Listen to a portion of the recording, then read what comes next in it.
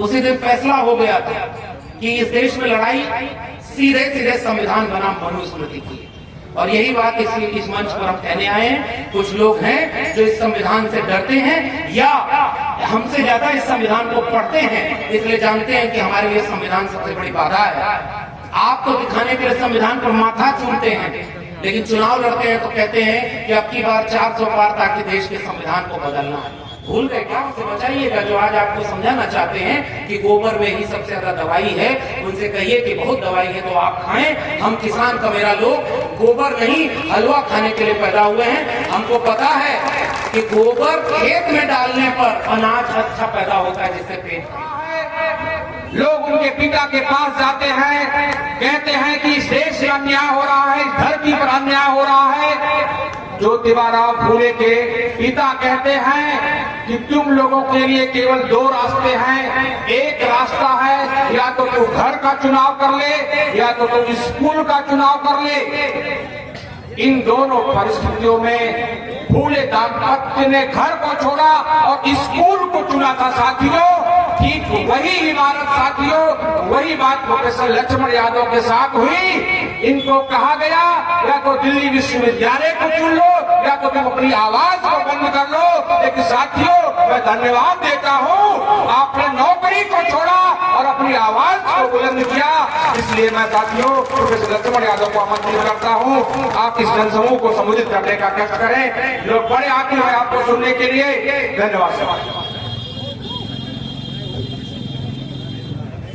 बहुत बहुत धन्यवाद संचालक महोदय। सामाजिक न्याय महासम्मेलन डॉक्टर अंबेडकर पार्क तिकोनिया सुल्तानपुर के इस आयोजन में मंच पर बैठे हुए सभी सम्मानित अतिथिगण और मंच के सामने बैठे ज्यादा सम्मानित आप सभी लोगों को मेरा क्रांतिकारी जय भीम, जय मंडल, जय संविधान है, इंकलाब जिंदाबाद। सबसे पहले आयोजकों का इस बात के लिए बहुत मैं शुक्रिया अदा करता हूं कि जिस समय पूरे देश में खुदाई का माहौल बनाया जा रहा है, आप बुनियाद की बात यानी संविधान की बात करने के लिए ये आयोजन कर रहे हैं। इसके लिए पूरी आयोजन समिति का बहुत शुक्रिया। और इस बात के लिए भी आयोजकों को बधाई दूंगा कि उन्होंने एक बहुरंगी गुलदस्ता सजाया है। जो मंच है उस पर जितनी विविधता है, मुझे लगता है कि आज इस देश को यही पैगाम देने की जरूरत है कि जातियों से जोड़ करके समाज नहीं बनता, जातियों को तोड़ करके वंचित, शोषित, कमेरा लोगों को एक होकर के संविधान की बात करने का अगर कोशिश शुरू कर दी जाए तो हम इस देश के लिए सबसे बड़ा काम कर लेंगे और अपने विचारधारा के आधार पर ये रिश्ता बनाएंगे। तो ये जितने भी लोग मंच पर हैं या मंच के सामने, हम और आप एक विचारधारा, एक नजदीकी जो हमारी और आपके रिश्ते में तब्दील हुई, वो इस संविधान और सामाजिक न्याय के नाते हुई। पहली बार सुल्तानपुर आने का मौका मिला, इसके लिए भी आयोजकों का शुक्रिया। तमाम नौकरी पेशा लोग हैं, उन्होंने जोखिम उठा करके ये आयोजन किया है। मैं उन तमाम लोगों को भी इस बात के लिए बधाई देता हूं कि आप जो जोखिम उठा रहे हैं, इतने सारे लोग यहाँ पर इकट्ठा होकर आपका मनोबल बढ़ा रहे हैं, हिम्मत बढ़ा रहे हैं कि आप अकेले नहीं हैं, हम सब इसके साथ खड़े हैं और आप काम को आगे बढ़ाते हैं। बाबा साहब डॉक्टर अंबेडकर ने अपने जीवन के आखिरी दिनों में एक निराश होकर के चिंताजनक बात कही थी कि मुझे पढ़े लिखे लोगों ने धोखा दिया।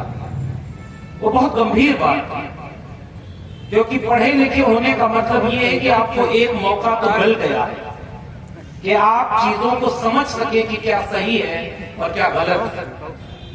शिक्षा केवल डिग्रियों का नाम नहीं है, वरना ऐसी शिक्षा भी इस देश में लोग पाते हैं कि उनकी डिग्री का ही पता नहीं कि वो फर्जी है कि ओरिजिनल है।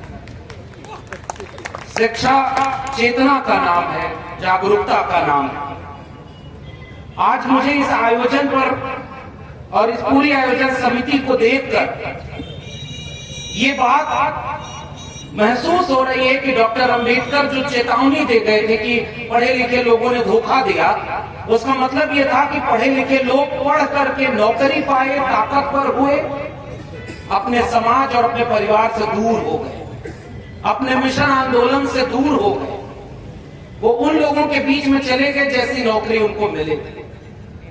उसी में एक वाकया मिलता है कि बाबा साहब के सामने उनके ही समाज का एक व्यक्ति, उस समय जो आज हम आईएएस कहते हैं, वो व्यक्ति आईएएस बना और डॉक्टर अंबेडकर के पास गया और कहा कि आपके संघर्षों का बहुत योगदान है, मैं आपके लिए कुछ करना चाहता हूं कि मैं आज इतने बड़े ओहदे पर पहुंचा। डॉक्टर अंबेडकर ने उससे कहा कि आप हमारे लिए कुछ अलग से न करें, आप अपने गांव जाते हैं, आप अपनी बस्ती में जाते हैं।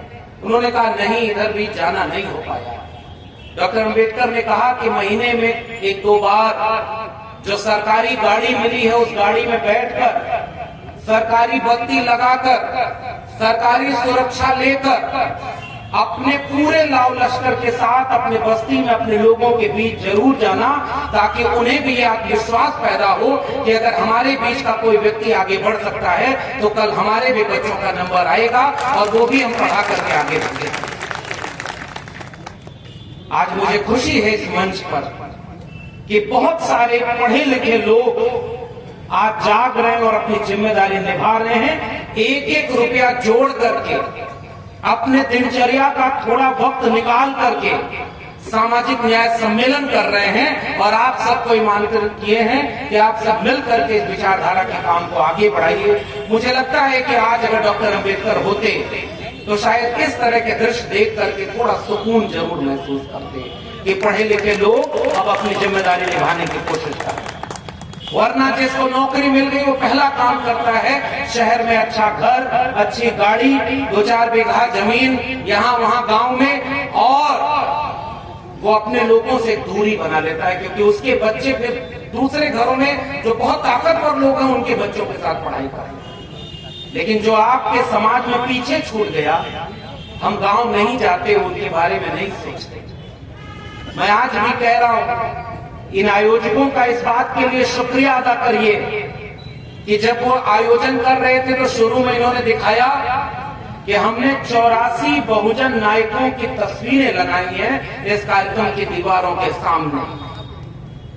मुझे लगता है कि ये वैचारिकी, ये एकजुटता, कि इस जगह से जो एक संदेश जाना चाहिए।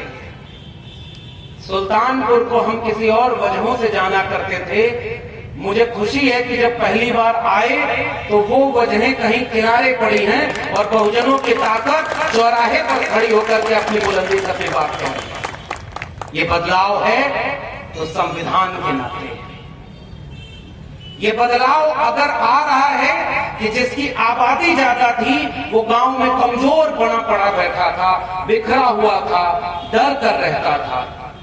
ये लोकतंत्र संविधान लागू तो हो गया 75 साल पहले। गांव के लोगों, पुराने लोगों, आप सब क्या नहीं जानते, और खासकर नौजवानों को ये बात मैं बताना चाहता हूं, पूछना अपने गांव के बुजुर्गों से वो इतिहास कि जिस दिन चुनाव होता था, वोट डलने का दिन होता था, ताकतवर कुछ लोग, चंद लोग, बहुत कमजोर कर दिए गए लोगों की बस्ती के सामने एक लाठी लेकर खड़े हो जाते थे। उस बस्ती से कोई वोट डालने नहीं जा पाता था और उनका वोट पड़ जाया करता था। लोकतंत्र ऐसे चलता था इस देश में। संविधान लागू होने के भी 2-3-4 दशक बाद तक, 1990 तक अगर मैं कहूं तो गलत नहीं होगा, लेकिन 1990 का वो दौर था जिसने संविधान को जमीन पर उतारने में कामयाबी हासिल की। वो दौर मंडल आंदोलन का दौर था, वो दौर मान्यवर कांशीराम के आंदोलन का दौर था कि जिसकी जितनी संख्या भारी उसकी उतनी हिस्सेदारी। 85% लोगों को आत्मविश्वास और चेतना देने का वक्त था कि उन्होंने नारा दिया कि वोट से लेंगे पीएम सीएम और आरक्षण से एसपी डीएम। तब जाकर के 90 के बाद धीरे धीरे समाज में एक चेतना पैदा हो। पुराने लोगों क्या बताइए, मैं गलत कह रहा हूं क्या? एक बस्ती का आदमी लाठी लेकर खड़ा हो जाए तो वोट डाल पाते थे क्या? वोट डालने का अधिकार था संविधान से, फिर भी वोट नहीं डलता था। जो ताकतवर था, जिसकी लाठी में दम था, वो आपको जैसे चाहे, संख्या आपकी ज्यादा थी लेकिन तानाशाही किसी और की चला करती। संविधान में बाबा साहब अम्बेडकर ने ये हक दिया कि अब राजा रानी के पेट से पैदा नहीं होगा, जनता के वोट से पैदा होगा, और जनता को वोट देने का ही अधिकार नहीं हो पाया। विडंबना और विरोधाभास देखिए, 2024 के उत्तर प्रदेश के लोगों, 90 के पहले के भारत को अगर भूल गए हो तो आज का भारत आपको सामने खड़ा है। वोट डालने जाए और अगर उनके मुताबिक नहीं हो तो पुलिस बंदूक तान के खड़ी हो जाएगी कि आप वोट डालने नहीं जा सकते। बताओ, ये लड़ाई वापस लौट करके हमारे सामने आ रही कि नहीं? कल तो कोई और खड़ा होकर के वोट नहीं डालने देता था, आज तो सरकारी इशारे पर खुलेआम वोट को लूट लिया जाए। मैं एक बात गुजारिश करने आया हूं सुल्तानपुर के लोगों, जो समाज अपनी नोट और अपने वोट की हिफाजत नहीं कर सकता, वो कभी हुक्मरान नहीं बन सकता, उसकी पीढ़ियां गुलाम ही पैदा होंगी। आपका नोट भी लूटा जा रहा है और अब आपका वोट भी लूटा जा रहा है। संविधान सम्मेलन है ये, आयोजकों ने कुछ सोच करके इतनी बड़ी संविधान की प्रस्तावना और संविधान के आगे की तस्वीर यहां पर रखी। वो चाहते हैं कि ये बात गांव-गांव तक पहुंचे कि संविधान नहीं था तो ये देश कैसा था, संविधान है तो क्या क्या मिला है। मैं इस मंच का इस्तेमाल ये बताने में करना चाहता हूं, पूर्व के वक्ताओं ने बहुत बातें कही और मेरे बाद भी बहुत वरिष्ठ और सम्मानित लोग बोलने वाले हैं, बहुत विद्वान हैं, वो भी अपने ढंग से यही बात बताएंगे। संविधान नहीं था तो एक खटिया थी, संविधान नहीं था तो उस खटिया का लकड़ी बनाने वाला कोई बढ़ई भी था, लेकिन वो खटिया पर बैठ नहीं सकता था बराबर। संविधान नहीं था तो खटिया को जो बुनने वाला था, खटिया को बनाने वाला था, खटिया को अपनी मजदूरी से बना करके इस्तेमाल करने लायक भी जो लोग थे, वो खटिया पर नहीं बैठ सकते थे। खटिया पर वो बैठता था जिसके हाथ में ताकत थी, जिसके हाथ में लाठी थी, वही खटिया पर बैठता था, बाकी लोग जमीन पर बैठते थे। संविधान आया तो खटिया बदल गई। संविधान ने तय कर दिया कि अब अगर खटिया होगी तो उस पर सब बैठेंगे और सबको बराबर का हक मिलेगा। अब कोई जाति के नाम पर, धर्म के नाम पर बड़ा और छोटा नहीं होगा। इसलिए आज अगर ये भारत ऐसा बराबरी का बन रहा है तो उसकी क्रेडिट अगर किसी को जाती है तो भारत के संविधान को जाती है। इसलिए गांव-गांव चल करके हमें और आपको बताना है कि अगर संविधान कमजोर हो जाएगा तो फिर से एक खटिया होगी जिस पर हमारे और आपके घरों के बच्चे नहीं बैठ पाएंगे। बस वो खटिया बदल जाएगी, नए विश्वविद्यालय बनाए जाएंगे। अभी संचालक महोदय ने मेरे परिचय में एक बात कही, दो प्रोफेसर मंच पर बैठे हुए हैं और मैं प्रोफेसर हुआ करता था, आज मैं प्रोफेसर नहीं हूं। मैं था जब 2010 में दिल्ली विश्वविद्यालय पहुंचा तो तब से लेकर आज तक बहुत जगह पर इंटरव्यूज दिए। बिहार में तो नौकरी भी लग गई थी, लेकिन हमने लगा कि जहां हमारा मन है वहां पढ़ेंगे, वहां पढ़ाएंगे। दिल्ली विश्वविद्यालय का एक अच्छा कॉलेज, लेकिन वहां जब नंबर आया तो शर्त ये रखाई गई कि अगर आप हमारी हाँ में हाँ मिलाएंगे, हमारे मुताबिक होंगे तो हम आपको परमानेंट कर देंगे। ये अघोषित सी शर्त है। वो लोग जो लाठी लेकर आज विश्वविद्यालय पहुंच गए, उन्होंने आपके बीच के एक बच्चे को वहां से नौकरी से निकाल दिया, केवल इस तर्क से, इस बात से कि हमारा मन हम रखें या न रखें। आज 15 दिसंबर है, एक साल पहले 6 दिसंबर की वो तारीख थी। मेरी किताब यहां मिल रही, और मैं एक बात और कहूंगा, यहां से कार्यक्रम जब खत्म हो जाएगा तो कुछ किताबें यहां से जरूर लेके जाइएगा। ये किताबें, मैं इस बात के लिए मैं आयोजकों को शुक्रिया कर रहा हूं कि फूल माला पर बहुत ज्यादा पैसा खर्च नहीं किया, क्योंकि ये फूल माला तो सूख जाएंगे। उतने पैसे की एक किताब खरीद कर लोगों को बंटवा दीजिए। किताबें हमेशा हरी रहती हैं और विचार के नाम पर आपको रोशनी देती है। इसलिए आपसे भी गुजारिश है, छुट्टी के दिन आप अपनी जिंदगी का इतना कीमती वक्त छोड़कर अगर 4 घंटे यहाँ देने आए हैं तो यहाँ से लेकर क्या जाएंगे। मैं कई बार इस तरह के मंचों पर एक स्वीकृति करता हूं कि जितनी हमारी उम्र नहीं होगी उससे ज्यादा उम्र लोगों ने संघर्षों में खपा दी और वो हमें सुनने आते हैं। तो कई बार मन में ये होता है कि हम क्या नया इनके सामने बोलेंगे, हमसे ज्यादा विद्वान, हमसे ज्यादा पढ़े लिखे लोग यहाँ पर।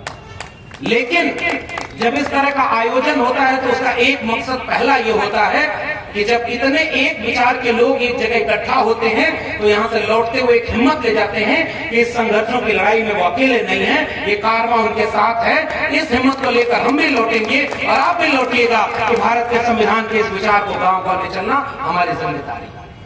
इसलिए इस तरह के आयोजन होते रहने चाहिए, और इसलिए जब जाइएगा तो किताबें जरूर खरीद कर ले जाइए। किताबें ही रोशनी देती हैं, किताबें ही चेतना देती हैं, किताबें शिक्षा देती हैं। और हम ऐसे दौर में शिक्षा की बात करने आए हैं जब शिक्षा को बेचा जा रहा है निजी हाथों में, खुलेआम। मैं प्रोफेसर नहीं हूं, लेकिन मैं जानता हूं, मैं आपको बताने आया हूं, और देश भर में ये पहली बार जो कहना है कि संविधान नहीं था तो सबको शिक्षा नहीं थी, ये बात हमसे बेहतर आप जानते हैं। संविधान नहीं था तो जाति देख करके हमारे हिंदी के बड़े बड़े विद्वान प्रोफेसर तुलसीराम, उन्होंने अपनी आत्मकथा लिखी है, यही आजमगढ़ मेरे जिले के रहने वाले। उस किताब का नाम है मुर्दहिया। वो लिखते हैं कि मैं जिस दलित बिरादरी में पैदा हुआ, मैं स्कूल जाता था तो मुझे मास्टर शिक्षा देने के पहले कहता था कि झाड़ू लगाओ। मैं सोचता था अपने पिता से बोलूं, लेकिन डर लगता था कि अगर ये बात पिता जान जाएंगे तो पढ़ाई बंद हो जाएगी। एक दिन पिता उधर से गुजर रहे थे, उन्होंने देखा और अपने बच्चे को कहा कि बाबू ये क्या कर रहे हो, और पिता को देखकर वो रोने लगे फूट फूट कर कि मैं जब भी स्कूल आता हूं तो पहले ये मुझसे सफाई करवाते। उस दिन उन्होंने अपने पिता, उनके पिता लड़ गए। स्कूल में पढ़ने का अधिकार सबको नहीं था। मुझे लगा कि भारत बदल रहा है। फिर मुझे पता चला कि 2022-23 में उत्तराखंड में एक महिला दलित थी जो खाना बनाती थी मिड डे मील का। स्कूल के छोटे छोटे बच्चों ने कहा कि उनके हाथ का खाना नहीं खाएंगे। तब मुझे लगा कि भारत कितना बदला है, ये उससे पूछो जिसके ऊपर बीत रही होती है। बात हमारे कॉलर तक नहीं आती है, हमारा पेट भरा होता है तो हमें लगता है कि इस सर्द रात में सब लोग सुखी होंगे। एक राजा था, वो अपने मंत्रियों में एक मंत्री को बहुत वो आलोचना किया करता था कि आपके राज में सब ठीक नहीं है। हालांकि तब भी राजा उसके घर ईडी और सीबीआई नहीं भेजा करता था, वो आलोचना सुन लिया करता था। एक बार किसी बात में खुश होकर के राजा ने उसको एक गाय दे दी, बढ़िया दूध देती थी। उसके बाद राजा ने देखा कि जब भी उससे वो पूछता था तो वो कहता था कि राज में कैसा है, तो उसने कहा कि सब कुछ बहुत अच्छा है। तो बाकी मंत्रियों से उसने कहा कि ये तो कल तक हमारी बड़ी आलोचना करता था। तो एक मंत्री बोला कि राजा साहब, वो गैया जो तू कहले हो कि वापस मांग ला, फिर देखा। भोजपुरी समझ जाते हैं। गाय का दूध जब मिलने लगा तो लगा कि राज में सब सुखी है। एक समय में राजा भेष बदल कर लोगों के बीच जाता था ये देखने की प्रजा सुखी है कि दुखी है। आजकल राजा भेष बदल कर विदेश में घूमने जाता है ये देखने कि विदेश में क्या हो रहा है, और आज भी प्रजा वहां दुखी। हम लोग यहाँ पर इकट्ठा हुए हैं तो ये कहने इकट्ठा हुए हैं। मैं दिल्ली में रहता हूँ, बड़े बड़े विश्वविद्यालयों को हमने बड़े करीब से देखा है। प्रोफेसर की डायरी अगर आपको पढ़ने का मन करे तो खरीदिएगा, लेकिन मैंने ये किस्सा लिखा है। नौकरी चली गई, इस बात का गुरेज नहीं, हमें किसी ने निकाला नहीं, शर्त जो रखी थी उसको हमने कबूल नहीं किया और उस शर्त के साथ नौकरी पाने को ठुकरा दिया। इसलिए हम आपके बीच में आत्मविश्वास से खड़े।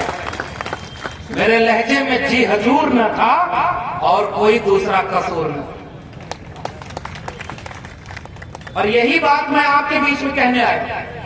नौकरी बहुत सारे लोग कर रहे हैं, लेकिन वो अगर केवल अपने पेट पालने की नौकरी कर रहे हैं तो उस नौकरी से समाज का क्या भला होगा। नौकरी करना भी जरूरी है। हमारे प्रोफेसर हो, हमारे डॉक्टर हो, हमारे इंजीनियर हो, इसलिए आप भी अपने बच्चों को अच्छी शिक्षा जरूर दिलाइएगा। मैं इस बात की गुजारिश करने आपके बीच में आया हूँ। विद्या बिना मति गई, मति बिना गति गई, गति बिना वित्त गया, वित्त बिना शूद्र भय, एक अविद्या ने जाना कितना अन्याय अत्याचार किया। महात्मा ज्योतिबा फुले ये बात बहुत पहले कहे और हम और आप यहाँ खड़े हैं तो ये शिक्षा की बदौलत ही खड़े। मैं तो हर मन से कहता हूँ कि हम बहुत सारे उन परिवारों के लोग भी आज बहुत कुछ होते, लेकिन मैं आजमगढ़ के किसी का खेत में गाय भैंस चरा रहा होता अगर इस देश में भारत का संविधान और मंडल कमीशन लागू नहीं होता। वो दोनों थे, इसलिए हम आपके बीच में यहाँ खड़े हैं और पूरे आत्मविश्वास के साथ। तो वो शिक्षा में वो चेतना दी। शिक्षा आज खतरे में है। सुल्तानपुर के लोगों के आपको नहीं पता कि आपके गांव कस्बे में जितने सरकारी स्कूल हैं उनकी हालत क्या है, डिग्री कॉलेज है उनकी हालत क्या है। आप प्रोफेसर की डायरी पढ़िएगा, उसमें मैंने ये बात लिखी है कि मैं जब दिल्ली विश्वविद्यालय पहुंचा तो देखा कि चमचमाते डिग्री कॉलेज इतने शानदार हैं और सुल्तानपुर का एक सरकारी डिग्री कॉलेज ऐसा बता दीजिए जिसमें जितने मास्टर होने चाहिए उतने मास्टर हैं, जितना लैब में सामान होना चाहिए उतना है। तो उसमें किसके घरों के बच्चे होते हैं? सरकारी स्कूल में केवल गरीब कमजोर मजलूम के बच्चे पढ़ने जाते हैं। जिसकी जेब में 2 रुपया भी है वो अपने बच्चे को अच्छे प्राइवेट स्कूल में पढ़ाने जाता है। तो भारत एक है कि बटा हुआ? जिसके बच्चों को अच्छी शिक्षा नहीं मिली वो डीएम और एसपी बन जाएगा, वो अंबानी और अडानी बन जाएगा। आपको अगर प्राथमिक शिक्षा नहीं मिली तो आप फिर आगे कैसे पढ़ेंगे? तो आप एक तो गरीब घर में पैदा हुए तो पहले ही किस्मत लिख गई कि आपके बच्चे को अच्छी शिक्षा अब नहीं मिलने वाली। मैं दिल्ली विश्वविद्यालय जब पहुंचा तो जिन कोर्सेज की फीस 4,000 थी आज वो 40,000, 20,000, 25,000 से 40,000 हो गए।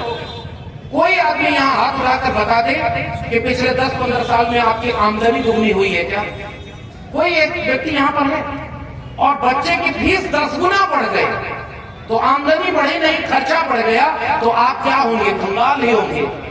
और आपने राजा ऐसा चुन दिया है जो अपने दोस्तों को ही अमीर बनाता है और देश की 82 करोड़ जनता को इतना कंगाल कर दिया कि उसके लिए 5 किलो अनाज भी सरकार दे रही है, तब उसके घर में चूल्हा जल रहा है। बताइए ये भारत एक है कि बटा हुआ? और अगर ये भारत बटा हुआ है तो आप किधर खड़े हैं? मैं आपसे पूछने आया। क्या आपके बच्चे अच्छे कॉन्वेंट स्कूल में पढ़ाई करते हैं? हजारों रुपए आप उसमें फीस देने के लिए क्षमतावान है? अगर आप हैं तो आपके बच्चे कल लखनऊ पढ़ने जाएंगे, परसों दिल्ली जाएंगे और अब ताकतवर होंगे तो आपके बच्चे कैम्ब्रिज और ऑक्सफोर्ड में विदेश में पढ़ने जाएंगे।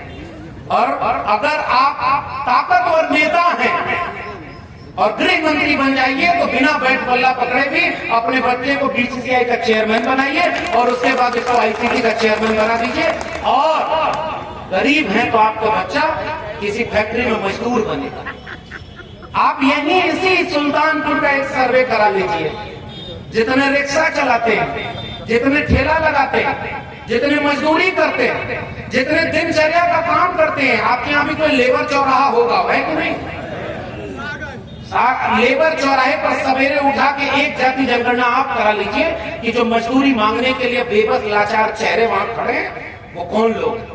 90% हमारे देश के लोग वहां लेबर बन के खड़े हैं। जो ठेला खोंचा चला रहे हैं गरीब कमजोर मजलूम, 90% के हमारे लोग वहां लाइन लगाए। आपके जिले का जो सरकारी अस्पताल होगा या लखनऊ का जो पीजीआई होगा, जरा एक बार जाके देखिएगा, 90% आपके हमारे घरों के लोग वहां लाइन लगा के अपने घर की किसी बीमार का इलाज करने के लिए। 90% हम अस्पतालों में लाइन लगाए, 90% हम मजदूरों की लाइन में, 90% हम कमजोरों की लाइन में। एक खाद मांगने की लाठी आप लोग को पड़ी कि नहीं पड़ी? नहीं पड़ी। तो इसका मतलब आपके अच्छे दिन आ गए। नहीं तो उत्तर प्रदेश में तो हर जिले से तस्वीर आई है कि खाद मांगने में भी लाठी पुलिस मार। और उत्तर प्रदेश में नारा लगाया जा रहा है कि बटेंगे तो नारा बोला इसलिए जा रहा है कि जरा फैसला हो जाए। जब मंडल आंदोलन लागू हुआ, हमारे बाद के बहुत सम्मानित वक्ता बैठे वो भी इस पर रोशनी डालेंगे। मंडल के खिलाफ कमंडल लेकर के कौन सड़क पर उतरा? उसी दिन फैसला हो गया था कि इस देश में लड़ाई सीधे सीधे संविधान बनाम मनुस्मृति की। और यही बात इस मंच पर हम कहने आए हैं। कुछ लोग हैं जो इस संविधान से डरते हैं या हमसे ज्यादा इस संविधान को पढ़ते हैं, इसलिए जानते हैं कि हमारे लिए संविधान सबसे बड़ी बाधा है। आपको दिखाने के लिए संविधान पर माथा चूमते हैं, लेकिन चुनाव लड़ते हैं तो कहते हैं कि अब की बार 400 पार ताकि देश के संविधान को बदलना है। भूल गए क्या? लेकिन उत्तर प्रदेश वालों और खासकर सुल्तानपुर वालों, आपको भी बधाई दूंगा कि इस बार उनके मंसूबों को आपने रोका है। और बाकी सब जगह सुल्तानपुर तो छोड़िए, अयोध्या हार गए। इस बात को हर जगह पहुंचाना है। पिछले 3 दशक में उनकी राजनीति का जो केंद्र था, वहां भी वो चुनाव हार गए, क्योंकि ये तय कर लिया इस देश के 90% लोगों ने कि हमारे हित की बात कर कौन रहा है। कौन है जो चुनाव देने आया तो कहा कि आपका मंगलसूत्र छीन ले जाएंगे, आपकी भैंस खोल ले जाएंगे, आपके घर में 2 कमरा होगा तो 1 कमरा खोल ले जाएंगे। और ये सारा डर दिखा करके वो चाहते थे कि संविधान बदल दिया जाए। मैं कहता हूं कि उत्तर प्रदेश वालों ने अगर न रोका होता तो ये 2 दिन का जो संसद में सम्मेलन था, उसमें शायद ये घोषणा हो गई होती कि साल 2025 से अब ये देश हिंदू राष्ट्र बनता है और ये मनुस्मृति से चलेगा। लेकिन उसको रोकने का काम इस उत्तर प्रदेश के इस तमाम वंचित शोषित 90% लोगों ने किया है। इसके लिए मैं आपको बधाई देना है। लेकिन खतरा टला नहीं है। लेटरल एंट्री आई संविधान को कमजोर करने के लिए। और गांव के लोगों लेटरल एंट्री का मतलब समझते हैं? चोर दरवाजा, पीछे का दरवाजा, ज्वाइंट सेक्रेटरी, जो सबसे बड़ा पद है। मेरे पिताजी गांव में कहते थे कि देश 3 लोग चलाते हैं, पीएम, सीएम और डीएम। तीनों में आप और हम कहां हैं? 90% लोग कहां हैं? जरा बताइए। पीएम तो भाई आपके बीच का है। कुछ लोग कह सकते हैं कि वो भी तो ओबीसी हैं। फलाने गुजरात के मुख्यमंत्री थे, पता ही नहीं था ओबीसी थे कि नहीं। और जब चुनाव आता है तो कहते हैं मैं भी ओबीसी माँ का बेटा हूँ। 14 में कहे कि मैं पिछड़ी माँ का बेटा हूँ, 19 में कहे अति पिछड़ी माँ का बेटा हूँ। संसद में खड़े होकर कहते हैं कि सबसे बड़ा ओबीसी उनको नहीं दिखता है। आज तक उन्होंने एक बार भी मंडल कमीशन का नाम लिया है क्या? जब मैं आपसे पूछना चाहता हूं, सुना है क्या आपने? जोर से बोलिए। कथा सुनने नहीं आए हैं?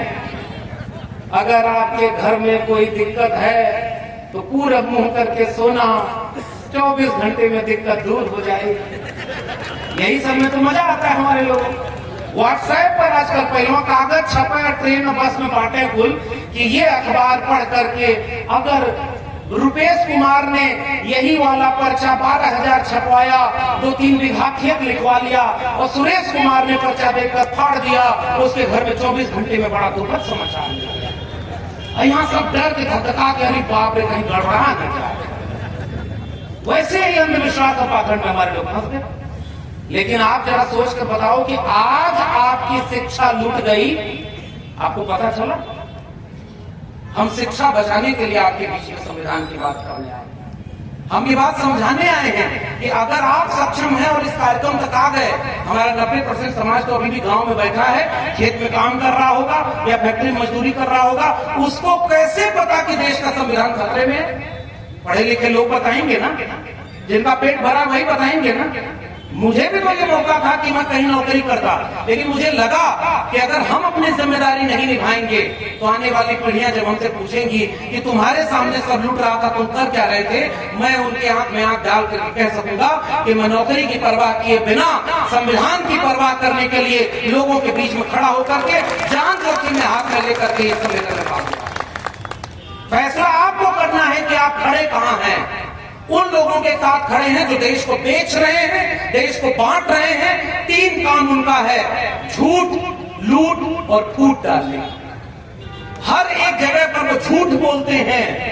15 लाख आया अकाउंट में और कल फलाने 11 संकल्प किए हैं। संविधान पर चर्चा 1.5 घंटा का भाषण आप लोग भी सुने होंगे। मैं चाय बेचने वाला देश का प्रधानमंत्री बना क्योंकि देश में संविधान था। तो हम भी कहते हैं उसको बदलने की बात क्यों करते हो? कोई दूध बेचने वाला, कोई कपड़ा सिलने वाला भी इस देश का प्रधानमंत्री बनेगा, इसलिए हम भारत के संविधान को बचाने की बात करते हैं। आप बन गए प्रधानमंत्री, अब कहते हैं कि बदल देंगे। ऐसे कैसे बदल देंगे? 90% लोग बदलने देंगे क्या? आप बदलने देंगे? देश चलेगा तो संविधान से चलेगा। मैं केवल आपको यही बात कहना, क्योंकि संविधान नहीं था तो इसी सुल्तानपुर के चौराहे पर आपके लोग क्या ये कार्यक्रम करा सकते थे? मैं एक सवाल आपसे पूछना चाहता हूँ, बताओ जोर से, आप करा सकते थे क्या? संविधान नहीं था तो कितना ऐसा कार्यक्रम हुआ, और यही कार्यक्रम होता 4 आदमी आकर के कार्यक्रम डिस्टर्ब कर देता। लेकिन आज अब की ताकत है कि हम संविधान की बात करने के लिए किसी का अपमान नहीं कर रहे हैं, लेकिन 90% का जो अपमान होता था, अब ये ऐलान करने आए हैं कि अब इस मुल्क का मेरा अपमान नहीं सहेगा, सम्मान से जिएगा, और इसके लिए संविधान की बात। बस यही आपसे अपील और गुजारिश करने आया हूं। बहुत लंबा वक्त लेने का मतलब नहीं। आज आपका वोट लूटा जा रहा है आपके सामने, वोटर लिस्ट से नाम काटा जा रहा है, आप रोक पा रहे हैं क्या? और चुनाव में जिस मशीन से वोट डाला जा रहा है उस पर आपको भरोसा है, लेकिन रोक पा रहे हैं क्या? सब कुछ गलत होता देख रहे हैं, लेकिन एक भी चीज अगर रोक नहीं पाए तो इतने बड़े महासम्मेलन करने का मतलब क्या निकलेगा? संविधान बदलने वालों को अगर आप रोक नहीं पाए और संविधान बचाने वालों की एकजुटता नहीं कर पाए तो आप क्या इस लड़ाई को जीत पाएंगे? इसलिए मैं आखिर आपसे कुछ निवेदन करके जा रहा हूं। बड़ी कुर्बानी देकर के हमने यहां तक का सफर तय किया। महात्मा कबीर जब पैदा हुए, तथागत बुद्ध की इतनी शानदार प्रतिमा यहाँ है। मैं तो खुश होता हूं कि कोई सुनील यादव और कोई मौर्य जी इस आयोजन समिति में तमाम ओबीसी और दलित मिल करके आज एक बहुजन सम्मेलन कर रहे हैं, सामाजिक न्याय का सम्मेलन कर रहे हैं। यही हम आपसे निवेदन करने आए हैं, जाति तोड़ो और जमात जोड़ो, तब जाकर के हम इस संविधान को बचाने की लड़ाई लड़ते हैं। ये तमाम आयोजकों को आपको शुक्रिया अदा करना चाहिए, और मैं गुजारिश करने आया हूं कि तथागत बुद्ध की प्रतिमा हमारे सामने क्या खड़ी है? खुदाई हो रही है, और खुदाई के बाद दंगे जैसा माहौल बनाया जा रहा है। रोज धर्म के नाम पर लड़ाया जा रहा है। मजहब और धर्म लड़ाने वाली चीज है क्या? दुनिया के किसी धर्म में लिखा है क्या कि हमारा धर्म श्रेष्ठ और दूसरे वाले को उल्टा पुल्टा करना? नहीं। हमारे इसी देश में कबीर ने लिखा कि मोको कहां ढूंढे रे बंदे, मैं तो तेरे पास में। ना मैं मंदिर, ना मैं मस्जिद, ना काबे कैलाश में, ना मैं जप में, ना मैं तप में, ना मैं व्रत उपवास में। खोजी हो तो तुरते मिलो पल भर की तलाश में, कहे कबीर सुनो भाई साधो, मैं तो हूँ विश्वास में। ये बात इसी देश में लिखी गई ना, और आज धर्म के नाम पर केवल दंगा। ये दंगे में हमारे आपके घरों के बच्चे ही जा रहे हैं। पुराने लोगों ने भी कहा, मैं भी आपसे पहला निवेदन, पहला एक वादा लेना चाहता हूं, आपने घर के बच्चों को किसी भी धार्मिक जुलूस में, किसी भी धार्मिक काम में अपने घर के बच्चों को मत भेजिएगा। भूखे रहकर, प्यासे रहकर एक कपड़ा कम पहनिएगा, एक रोटी कम खाइएगा, लेकिन अपने बच्चों को अच्छे स्कूल और अच्छे विश्वविद्यालय भेजिएगा, तभी आपके बच्चों का भविष्य अच्छा होगा। धर्म दिल में है, और जिसको जो मानना है उसको मानने दीजिए। धर्म की लड़ाई इस बहुजन समाज की लड़ाई नहीं है, इस देश की लड़ाई संविधान की लड़ाई है, और हम संविधान मानने वाले लोगों के साथ हैं। ये पहला निवेदन मैं आपसे करके जा रहा हूं। और दूसरी बात फिर मैं पूछूंगा कि शिक्षा बची कहां जिसको आप पाएंगे? पढ़िएगा प्रोफेसर की डायरी। और मैं अभी परसों नरसों महाराष्ट्र में था। महाराष्ट्र सरकार ने एक फैसला लिया कि उनके यहाँ जितने भी स्कूल हैं, डिग्री कॉलेज, कंपल्सरी पेपर में ज्योतिष शास्त्र पढ़ाया जाए। सिलेबस बदला जा रहा है। सिलेबस और पुराने बहुत सारे शिक्षक समुदाय के लोग यहाँ उत्तर प्रदेश में तो कोई भी काम होता है तो पहले प्राइमरी स्कूल के टीचरों की छुट्टी करके उनकी ड्यूटी वहां लगाई जाती है। स्कूल बाढ़ आए तो डूब जाए, वहां जाने का नहीं है, फिर भी बायोमेट्रिक अटेंडेंस लगवाई गई कुछ दिन पहले की नहीं। और मैंने देखा कि पश्चिमी उत्तर प्रदेश में महिला शिक्षिकाएं जितनी थी, उन महिला शिक्षिकाओं की ड्यूटी रंगोली बनाने में लगाई गई, क्योंकि जिले इलाही का वहां कार्यक्रम होने वाला था और वहां कराने वाले थे। बताओ शिक्षक का काम है। और बताओ आपके लिए कौन लड़ा? ये रेलवे वाले बहुत सारे कर्मचारी लोग आए हुए हैं। सौगंध मुझे इस मिट्टी की मैं देश नहीं बिकने दूंगा। रेलवे स्टेशन पे चाय बेचा था, और जैसे ही प्रधानमंत्री बनकर मौका मिला तो रेल बेच दिया। बताओ बेचा कि नहीं बेचा? पुराने लोग जितने हैं उनको 50% छूट मिलती थी सीनियर सिटीजन की, वो छूट बंद। प्लेटफॉर्म टिकट 2 रुपए से 10 रुपए हो गया। खाद आपकी 50 किलो मिलती थी, 45 किलो पहले हुई, आजकल 40 किलो 40 किलो मिल रहे, रेट उतने हैं। गरीबी दूर हुई क्या आपकी? बहुत हुई। महंगाई की मार, महंगाई दूर हुई क्या? पेट्रोल 100 रुपया, डीजल 100 रुपया, सिलेंडर 1000 रुपया। आपकी नोट लूटी जा रही है कि नहीं लूटी जा रही है, जरा बताओ। एक समय था जब नमक और प्याज पर सरकार गिर जाती थी, अब तो किसी बात पर नहीं गिरती। बताओ, इसमें सोचने की जरूरत है कि नहीं? 90% हम हैं। ऐसे मंचों पर जोर से नारा लगा के 90% है, कहां हो आप? मैं आपसे पूछने आया हूं, क्या देश के विश्वविद्यालयों में 90% वाइस चांसलर इस देश के SC ST OBC के हैं क्या? हमने RTI लगाई कि 596 कुलपति 2018 में RTI जवाब आया था, उसके बाद तो RTI जवाब ही नहीं आता। और वहां पर पता चला कि 6 कुलपति शेड्यूल कास्ट, 6 कुलपति शेड्यूल ट्राइब, 36 OBC सब मिलाकर, और 550 कुलपति कौन थे ये हमको बताने की जरूरत है, आप हमसे बेहतर जानते हैं। सुप्रीम कोर्ट से लेकर हाई कोर्ट में पिछले 10 साल में जितने जजों की नियुक्ति हुई, उसमें 88 से 90% आबादी के जज वो बने जिनकी समाज में आबादी 10% है, और जिनकी आबादी समाज में 90% है, उनके जज सुप्रीम कोर्ट में एक दलित शायद है, एक OBC है, और आदिवासी एक भी जज नहीं है। फिर आप हैं कहां? देश का उद्योगपति 100 अरबपतियों की सूची बनी भारत में, एक भी आदिवासी उसमें नहीं है।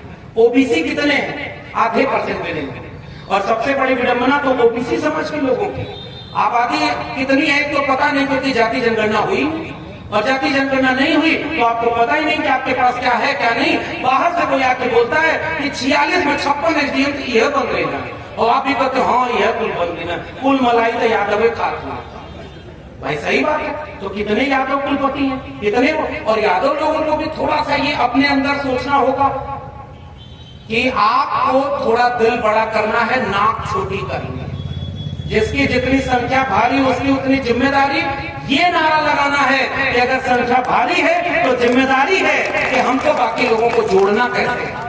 मंच लगाओ आप, हम भी चाहते हैं, लेकिन इस मंच पर और उस समाज के लोग आए जो अति पिछड़े समाज के हैं, जो और पीछे रह गए हैं, उनको अपने कंधे पर बिठाकर आगे ले जाओ। अगर आपकी लाठी में दम है तो अपने कमजोर पर मत चलाना, अगर वाकई दम है तो उस पर चलाओ जो आज हजारों साल से आपके ऊपर लाठी चला रहा है, तब हम मानेंगे कि आप ताकतवर हैं।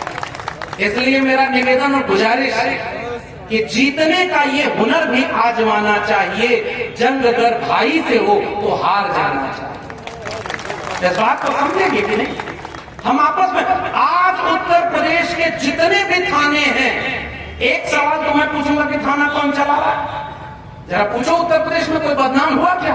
और पिछली बार तो सरकारें बदनाम हो गई कि जब बसपा की सरकार थी तो सबसे ज्यादा वो बदनाम हुए कि हर जगह दलित हैं। जब दूसरी सरकार सपा की आई तो वो बदनाम हुए। आज कोई बदनाम क्यों नहीं होता?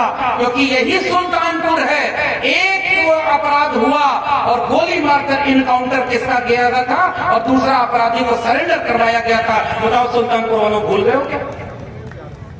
गोली मारकर इनकाउंटर होगा, जाति देखकर इनकाउंटर होगा। और ये बात हम नहीं कह रहे, सुप्रीम कोर्ट तक एक बार टिप्पणी में कहा कि उत्तर प्रदेश की पुलिस ऐसे कर रही है जैसे लग रहा उसका राज आ गया। अपने DGP को कह देना कि ऐसा फैसला सुनाऊंगा कि आप कई दिन याद रखेंगे। फिर भी उत्तर प्रदेश में सब खुलेआम हो रहा है और हम इतने कमजोर हैं।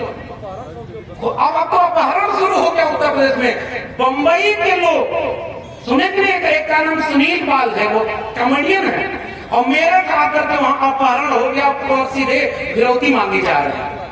यही है अच्छे दिन, समझदार को इशारा का।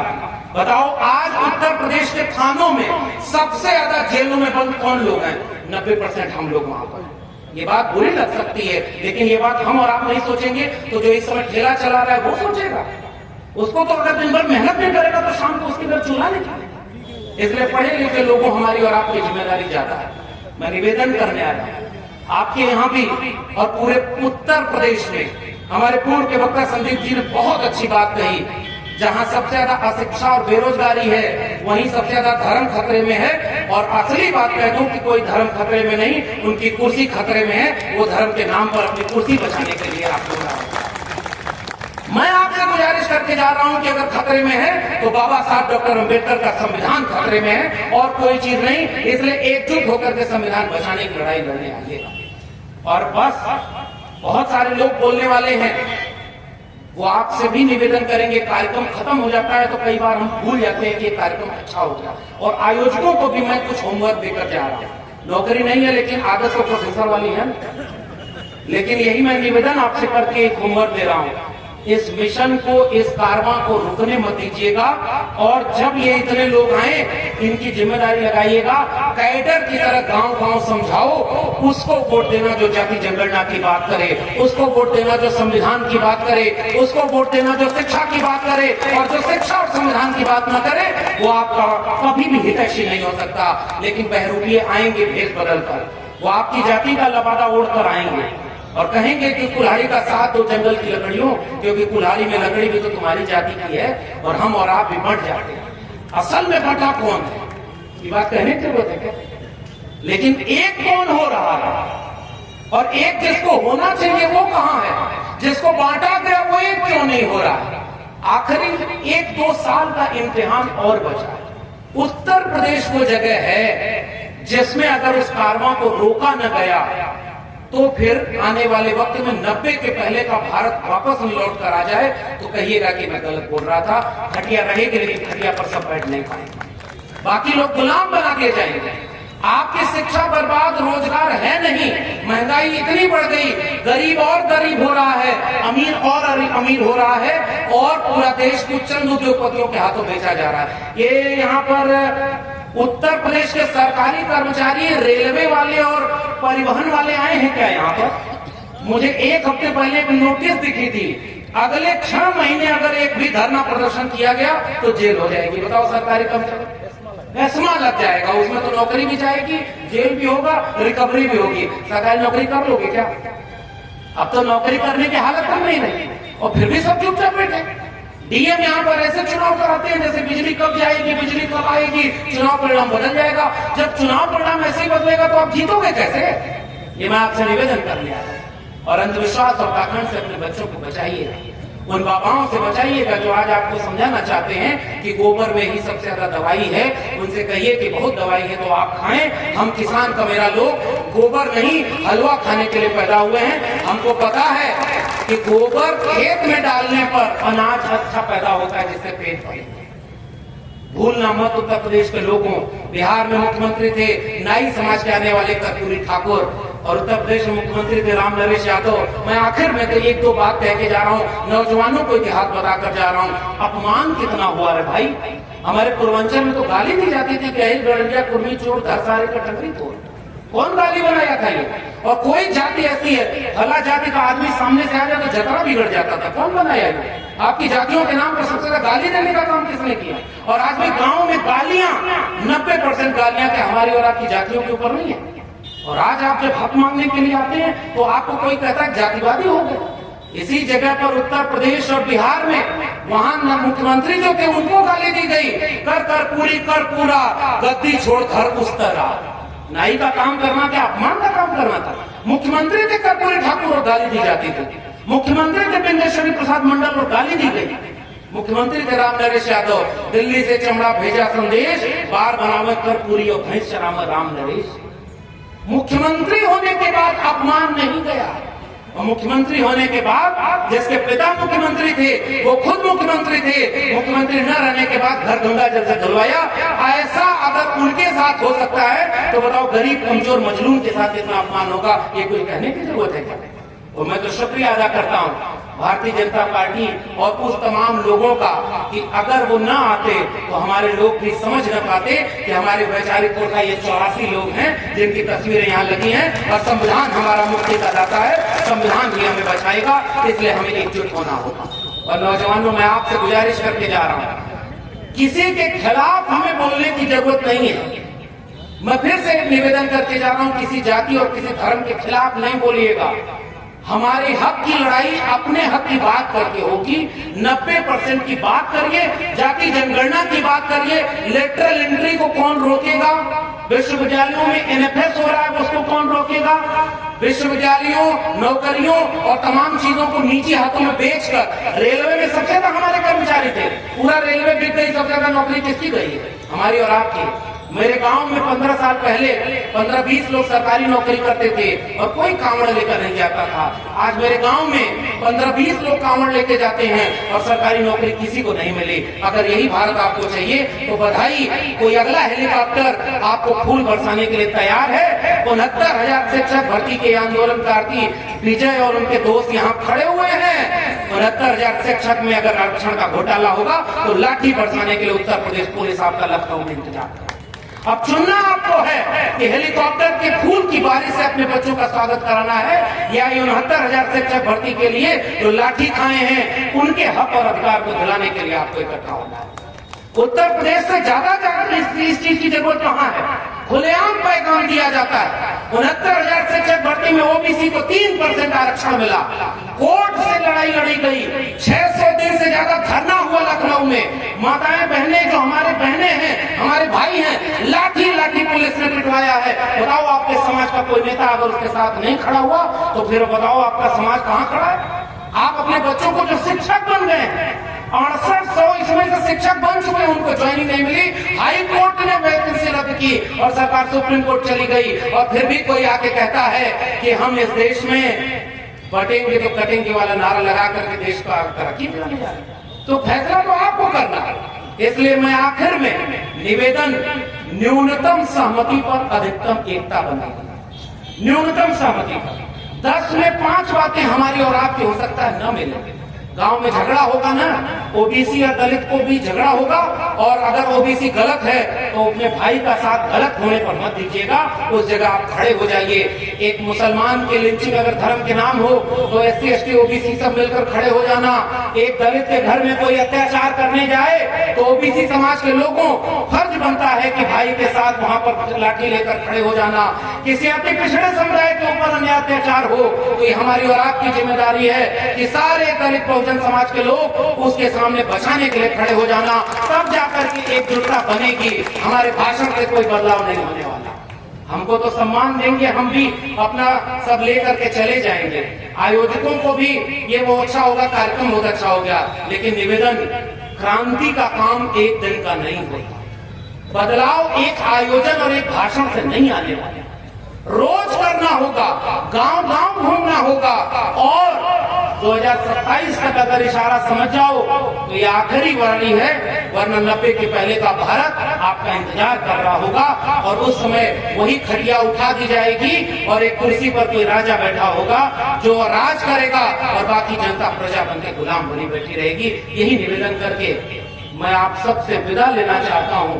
ये निवेदन करके एक होने का वक्त है तो विचार के नाम पर एक होइएगा, जाति के नाम पर एक होने की जरूरत है। भारत का संविधान और मंडल कमीशन की रिपोर्ट घर घर पढ़िए, उस पर चर्चा कराइए।